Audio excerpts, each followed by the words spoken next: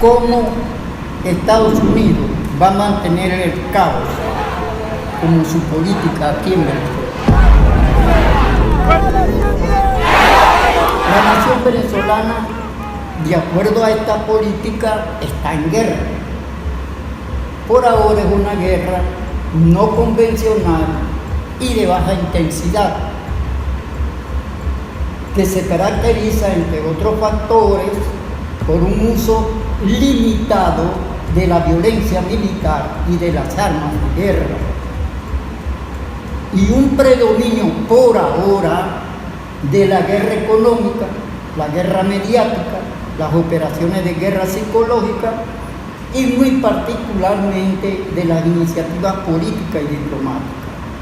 Según la evolución de la guerra, la dirección imperial puede modificar la relación entre las formas de lucha y la guerra, que puede pasar al uso de las formas predominantes militares. Pero nunca la guerra económica, la guerra mediática y las operaciones de guerra psicológica van a desaparecer.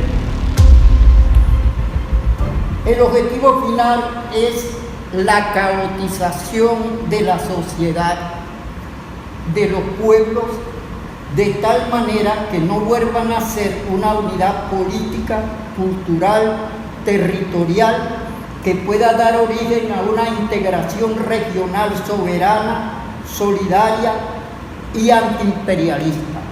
O sea, es la desintegración, la recolonización es el objetivo. Desintegrar los países, recolonizarlos es el objetivo. O sea, la política del caos o la geopolítica del caos, como dice Julio Escalona, es la destrucción del Estado soberano, destrucción del Estado nacional.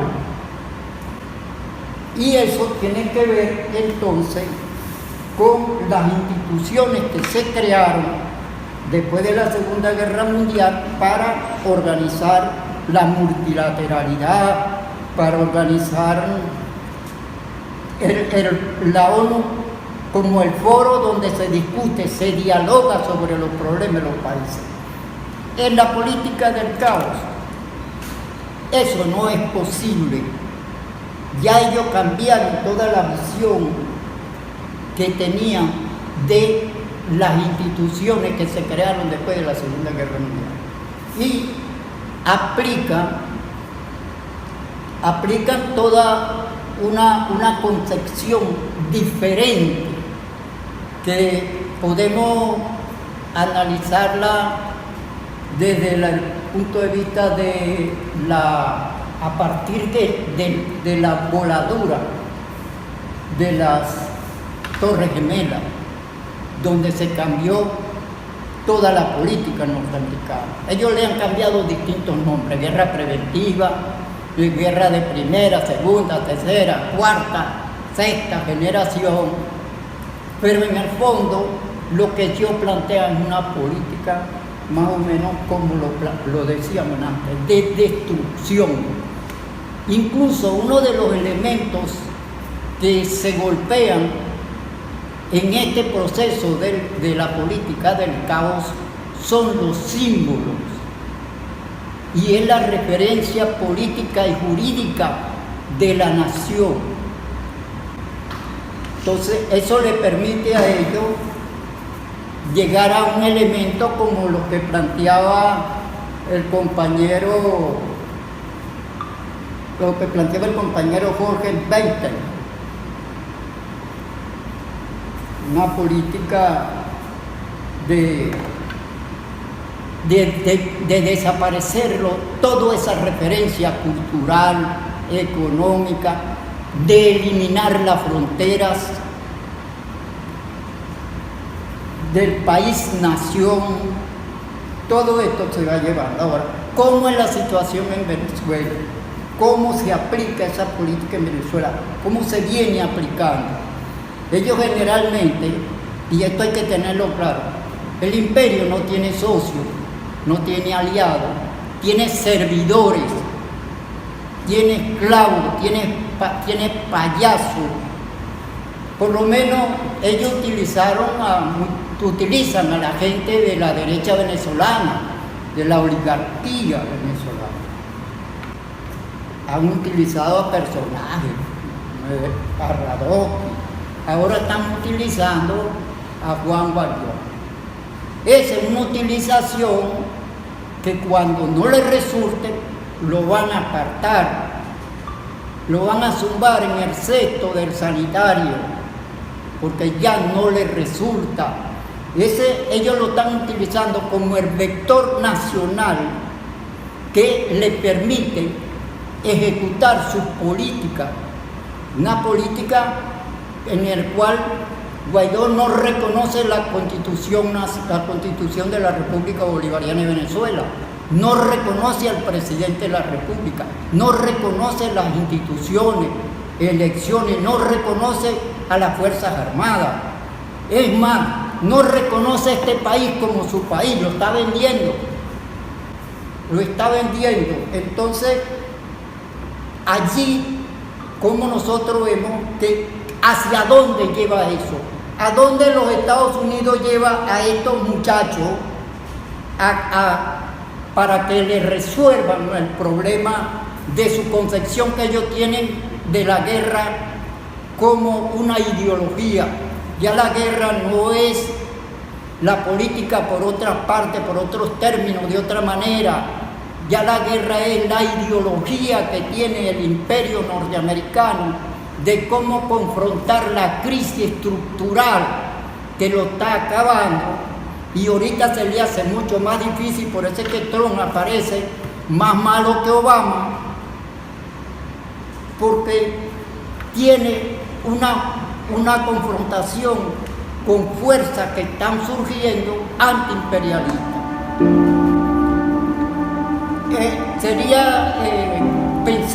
Se podría pensar en un norteamericano común y corriente, un intelectual con una visión nacionalista, popular, que debe sentir vergüenza que su país, con todo el poderío militar, económico, tecnológico que tiene, le está robando al mundo, es un ladrón robándole las materias primas al mundo de la manera que sea, y fundamentalmente a través de la guerra.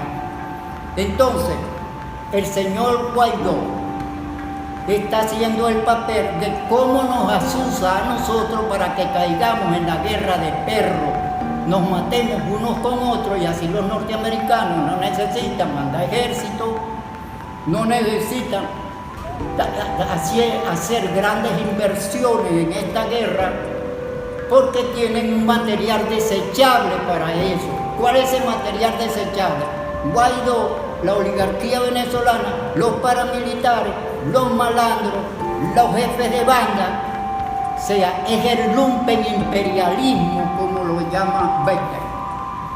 Eso es lo que está pasando aquí en Venezuela. Y eso no se va a acabar, esa es la continuidad.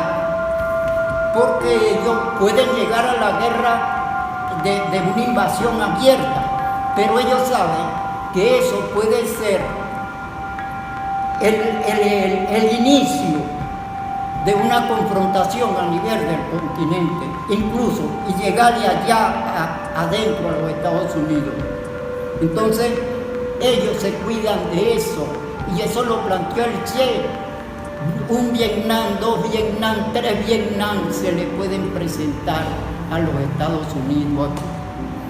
Y también, por otra parte, tienen que cuidarse porque los países de izquierda, que ahora lo llaman progresistas para no decir que son de izquierda radical, de la izquierda contestataria, libertaria, antiimperialista, saben que han amarrado alianzas con los nuevos polos que van surgiendo en contraposición a la política hegemónica de Estados Unidos y en parte arrastrando a Europa en todo esto. Entonces, a nosotros nos toca una guerra larga, una conciencia muy clara de que tenemos que resistir. Y el ejemplo cubano es fundamental, pues.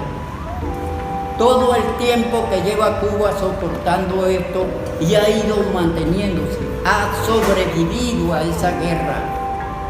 Obama un poco la pone de color, ni siquiera Obama, el Partido Demócrata le pone un color a su gobierno. Los republicanos le ponen otro color, pero en el fondo la esencia es la misma. Es el imperio que necesita expandirse, que necesita ampliarse, que necesita dominio, y hoy más que nunca necesitan la materia prima, la materia energética que los países de América Latina lo tienen.